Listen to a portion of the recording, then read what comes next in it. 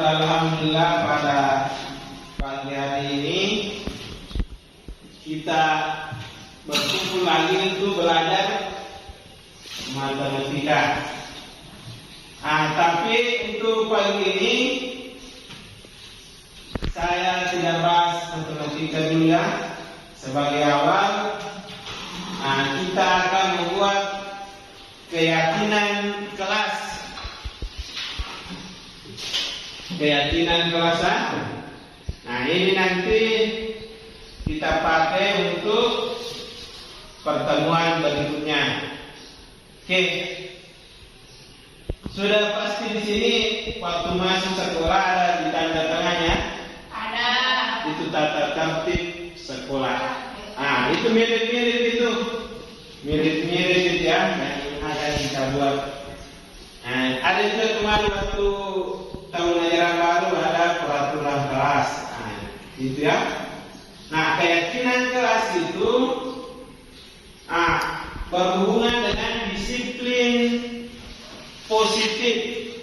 Disiplin positif ya, supaya menjadi kebiasaan nanti, kebiasaan positif. Keyakinan kelas juga itu bersifat universal, bersifat umum. Gitu ya, itu yang kita mau buat. Nah, jadi caranya ini saya bagi 3 kelompok. Jadi nanti saya bagi 3 kelompok. Baru di situ ada kertas. Nah, di situ kita tulis keyakinan kelas yang kita usulkan, yang bagaimana nanti disepakati semua.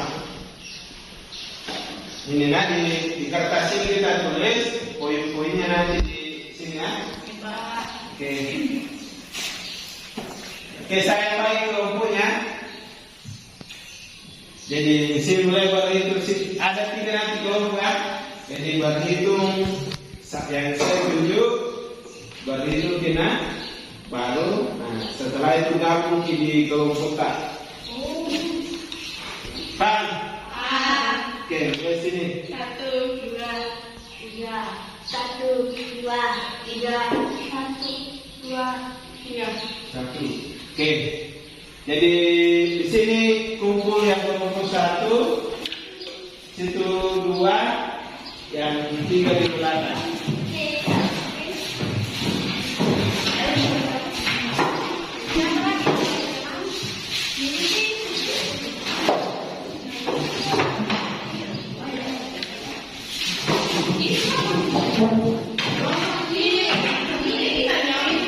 Jadi tulis di depannya ada ini kelompok 1.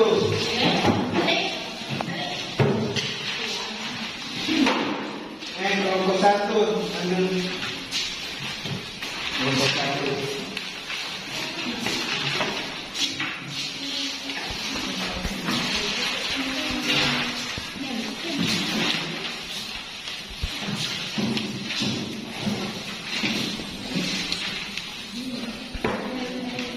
Ada buktinya.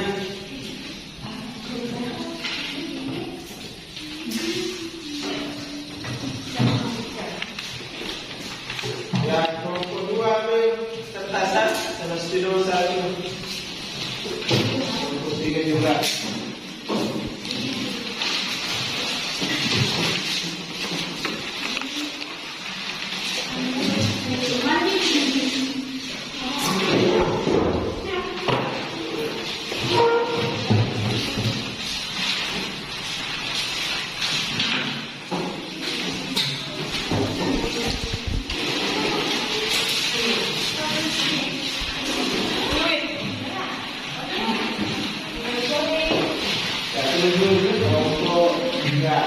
Tulisnya apa keyakinan kelas baru di bawahnya apa poinnya itu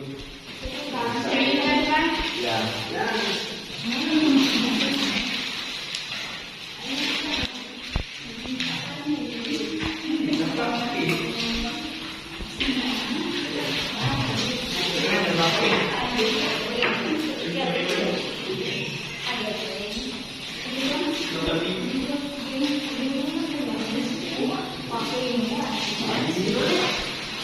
Oke, oke, silakan. Silakan ini.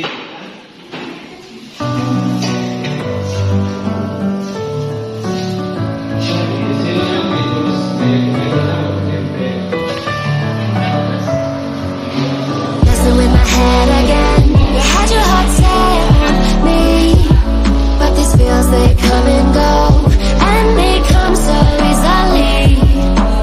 Tell me what it is about you that I can't forget, but you're breaking down the walls again just to set me free. Why do I, baby? Why do I love the way you always leave me? Why do I, baby? Why do I love the touch but never love the feeling? Why do I, baby? Why do I love the way you always leave me? Why do I, baby? Why do I love the touch but never love the feeling?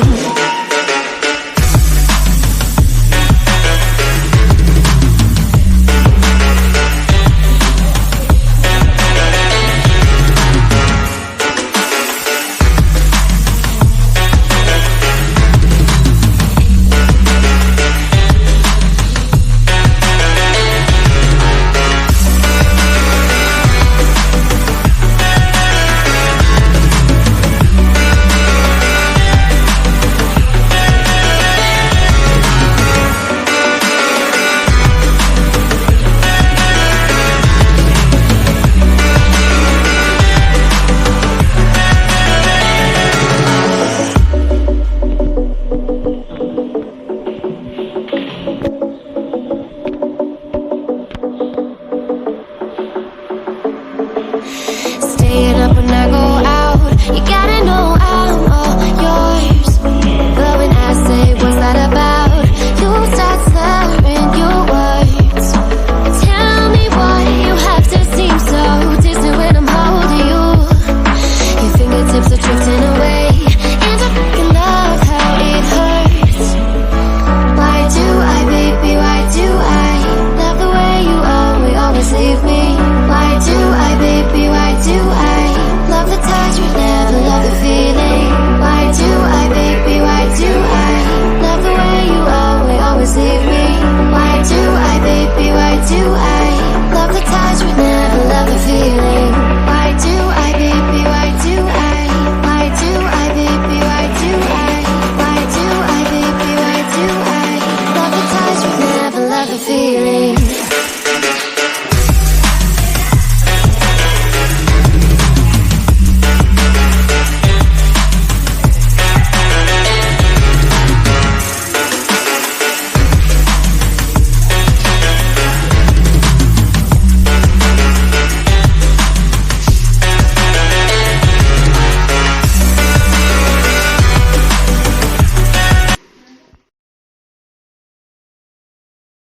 Assalamualaikum warahmatullahi wabarakatuh.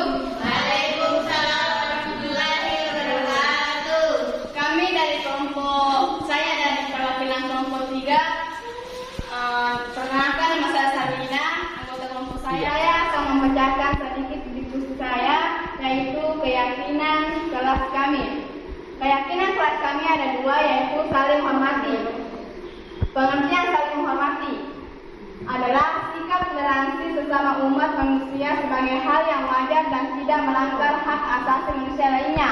Adapun contohnya, memberi saran ketika bertemu guru, memperhatikan guru saat memberikan materi, menghormati teman yang berbeda agama, tidak memotong pembicaraan guru dan teman ketika membicarakan sesuatu, saling tegur sapa atau sama lain. Yang kedua, bijak dalam penggunaan gawai. Gawai adalah suatu instrumen yang memiliki tujuan dan fungsi praktis yang secara statistik dirancangkan lebih canggih dibandingkan dengan teknologi yang menciptakan sebelumnya. Contoh, menggunakan gawai untuk belajar. Sekian dari kelompok kami. Assalamualaikum warahmatullahi wabarakatuh. Waalaikumsalam warahmatullahi wabarakatuh. Saya akan mempresentasikan hasil diskusi dari kelompok 1, yaitu gotong royong. Dalam gotong royong, kegiatan bakti, acara bakti sosial, dan disiplin. Sedangkan di dalam kegiatan disiplin, yaitu mengerjakan tugas secara tepat waktu, bangun tepat waktu, berpakaian rapi, beribadah dalam tepat waktu, dan belajar setiap hari. Assalamualaikum warahmatullahi wabarakatuh. Waalaikumsalam warahmatullahi wabarakatuh. Perkenalkan, saya dan teman saya Lydia Dimawati. Saya perwakilan dari kelompok 2 akan mempresentasikan hasil diskusi kami tentang keyakinan kelas, yaitu bertanggung jawab, mengerjakan tugas dari guru, menjaga kebersihan lingkungan sekolah, mengikuti tata tertib yang berlaku, tidak meninggalkan kelas saat pelajaran, dan mengikuti upacara dengan hikmat. Dan yang kedua, religius, jujur dan tidak berbuat curang karena meyakini Tuhan Maha mengetahui dan takut akan dosa, mengucap doa ketika hendak belajar, mengucap salam ketika masuk di kelas, menjauhi perbuatan tercela seperti mencuri. Sekian dari saya,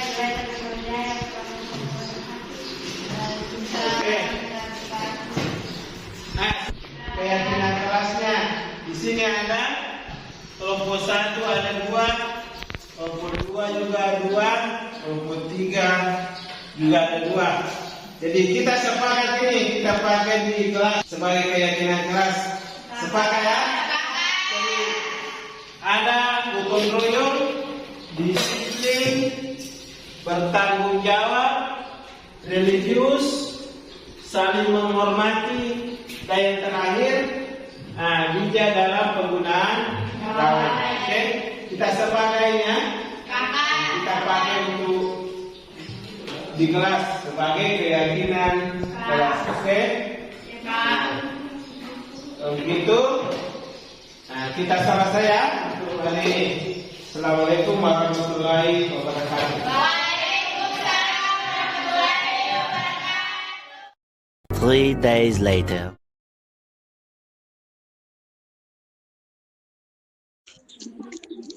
Assalamualaikum warahmatullahi wabarakatuh. Syukur alhamdulillah pada siang hari ini kita ketemu di ruang maya untuk melaksanakan suatu kegiatan yaitu sosialisasi budaya positif. Ya, ini salah satu tugas aksi nyata di guru penggerak. Oke. Nah, sebelum kita mulai acara kita, mari kita sama-sama berdoa supaya kegiatan kita ini bisa ada manfaatnya, ada maknanya bagi kita semua. Oke. Berdoa dimulai. Oke, terima kasih. Selesai ya. Oke, baiklah saya akan memaparkan persentase saya mengenai budaya positif yang ada di sekolah.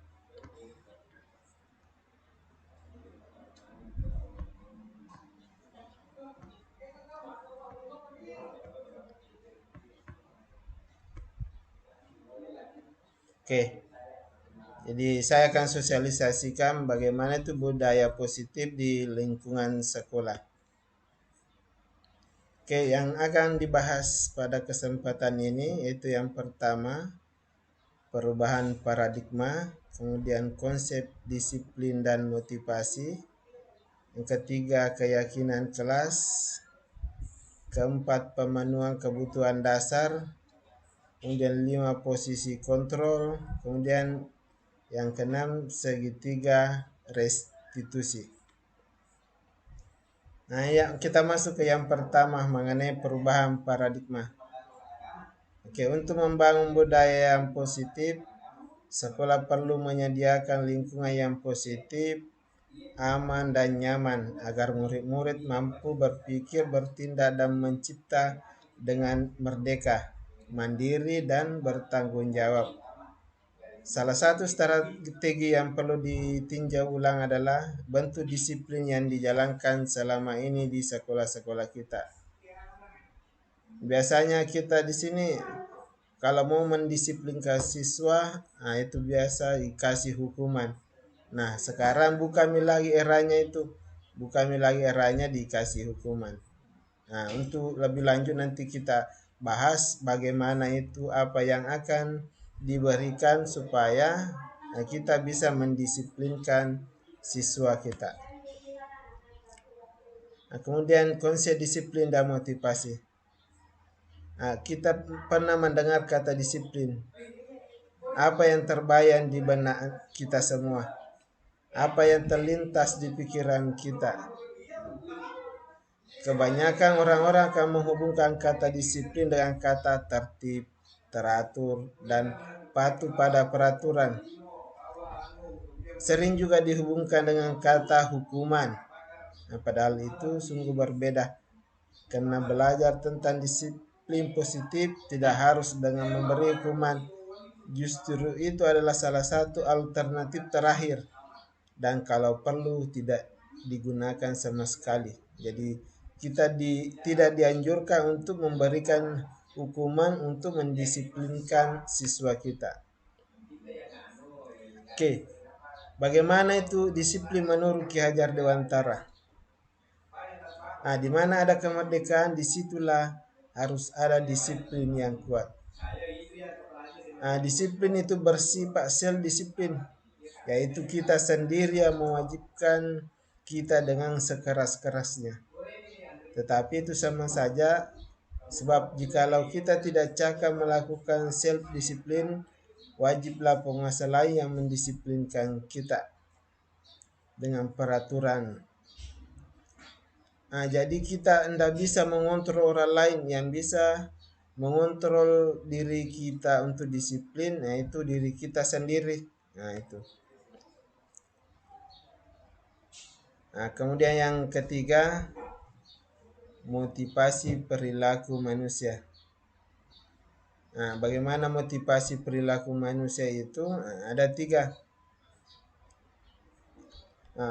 Untuk menghindari ketidaknyamanan atau hukuman. Biasa kita melakukan sesuatu karena takut dihukum. Itu merupakan tindak disiplin yang paling rendah. Biasanya orang yang motivasi perilakunya untuk menghindari hukuman atau ketidaknyamanan akan bertanya, apa yang akan terjadi apabila saya tidak melakukannya? Jadi dia melakukan sesuatu hanya takut karena adanya hukuman. Kemudian yang kedua, untuk mendapatkan imbalan atau penghargaan dari orang lain. Biasanya orang melakukan sesuatu itu karena ingin dikasih reward, atau biasa dikasih imbalan. Sama kalau dalam pembelajaran kita biasanya kita kasih reward anak-anak itu peringkat 1, peringkat 2, itu ya. Kemudian yang ketiga, untuk menjadi orang yang mereka inginkan dan menghargai diri sendiri dengan nilai-nilai yang mereka percaya. Orang dengan motivasi ini akan bertanya, akan menjadi orang yang seperti apa bila saya melakukannya? Mereka melakukan sesuatu karena nilai-nilai yang mereka yakini dan hargai. Dan mereka melakukannya karena mereka ingin menjadi orang yang melakukan nilai-nilai yang mereka yakini. Ini adalah motivasi yang akan membuat seseorang memiliki disiplin positif. Karena motivasi berperilakunya bersifat internal, bukan eksternal. Jadi dari dalam hatinya dia mau disiplin, bukan karena adanya tekanan atau pengaruh dari luar. Kemudian yang akan kita bahas selanjutnya adalah keyakinan kelas. Mengapa perlu keyakinan kelas, bukan peraturan kelas saja? Keyakinan itu yaitu nilai-nilai kebajikan atau prinsip-prinsip universal yang disepakati bersama secara universal, lepas dari latar belakang suku, negara, bahasa maupun agama.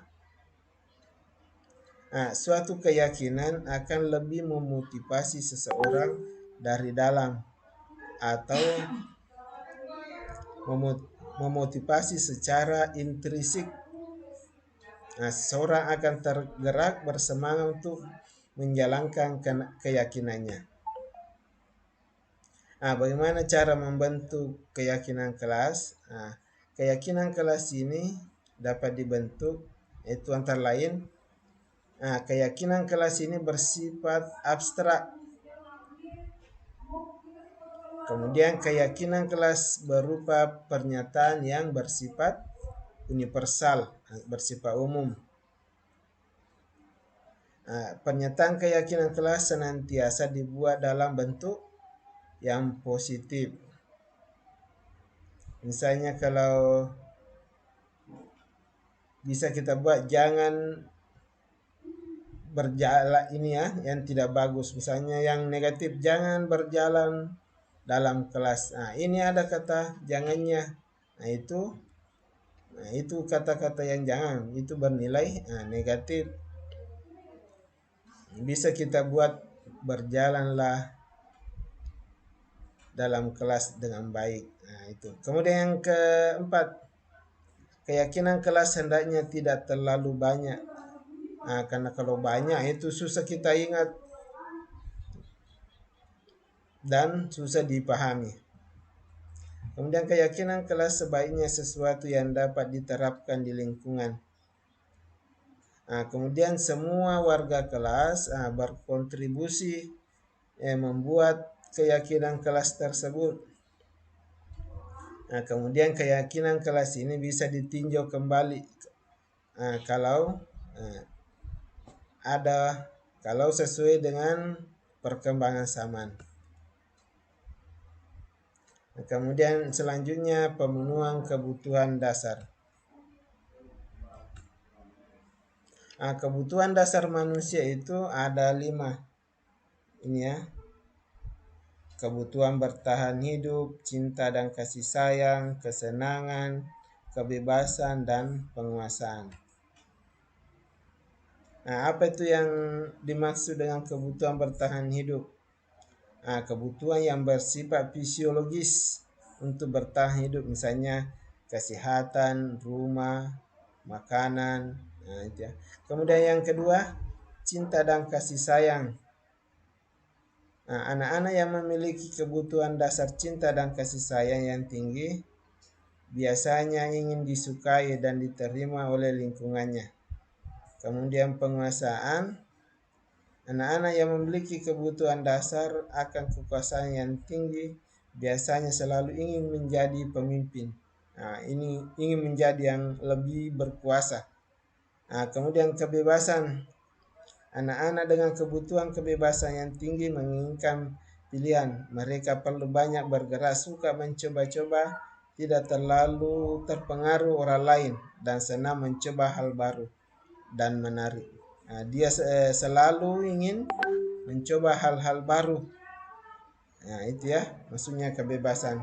Kemudian kesenangan, kebutuhan untuk merasa senang. Anak-anak dengan kebutuhan dasar kesenangan yang tinggi biasanya ingin menikmati apa yang dilakukan. Mereka juga konsentrasi tinggi saat mengerjakan hal yang disenangi. Kemudian ada namanya 5 posisi kontrol. Untuk posisi kontrol ini biasanya kita untuk mendisiplinkan siswa, kita biasanya jadi orang penghukum. Bukan lagi zamannya sekarang jadi penghukum. Karena kalau kita menjadi penghukum bisa berdampak negatif pada siswa kita. Orang penghukum biasa menggunakan fisik atau bisa juga pakai verbal untuk menghukum. Misalnya kalau pakai verbal, patuhi aturan saya atau awas. Kalau kamu tidak pergi belikan saya minum, maka nilaimu tidak tuntas. Itu ya. Biasanya pakai kata pokoknya, kalau tidak maka awas. Itu biasanya guru penghukum, posisi kontrol penghukum. Kemudian ada posisi kontrol yang kedua, itu pembuat orang merasa bersalah. Biasanya posisi ini gurunya akan bersuara lebih lembut. Pembuat orang merasa bersalah akan menggunakan keheningan yang membuat orang lain merasa tidak nyaman, merasa bersalah atau rendah diri. Kata-katanya akan keluar lembut. Misalnya, Bapak sangat kecewa sekali dengan kamu.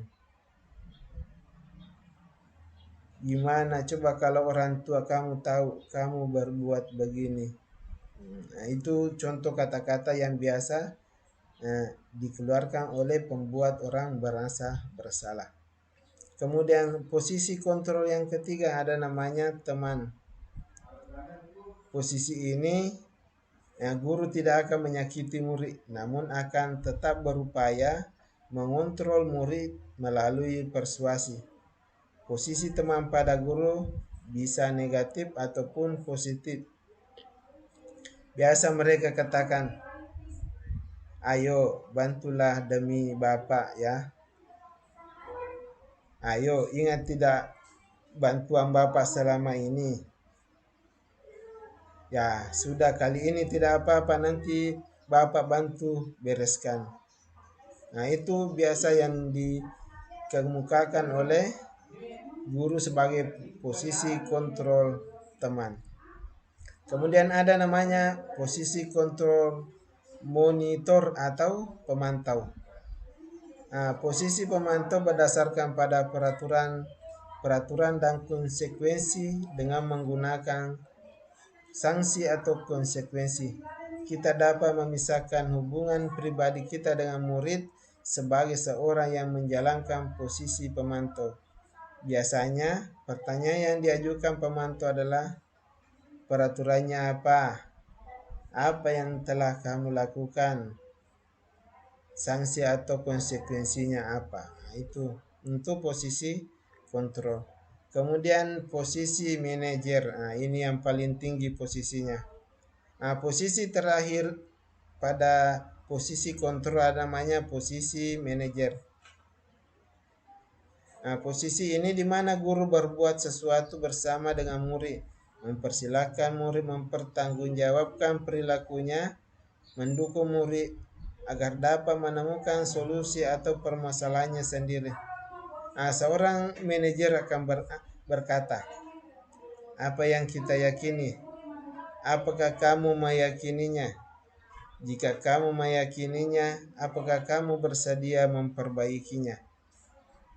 Jika kamu memperbaiki ini, hal ini menunjukkan apa tentang dirimu? Apa rencana kamu untuk memperbaiki hal ini? Itu yang biasa dikemukakan oleh posisi kontrol manajer. Kemudian ada namanya segitiga restitusi. Ini biasa kita pakai kalau ada siswa kita melakukan kesalahan.